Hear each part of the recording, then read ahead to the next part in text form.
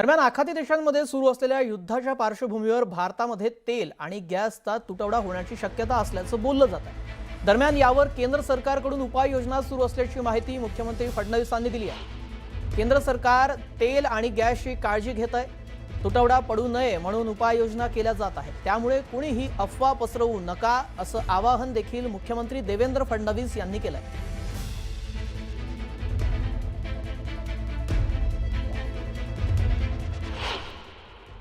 केंद्र सरकार तेल गॅस सगळ्या गोष्टीची काळजी घेते आहे।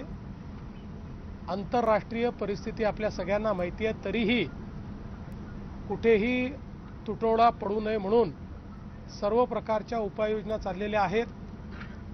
कोणीही अफवा पसरवू नये, कोणीही अफवेवर विश्वास ठेवू नये।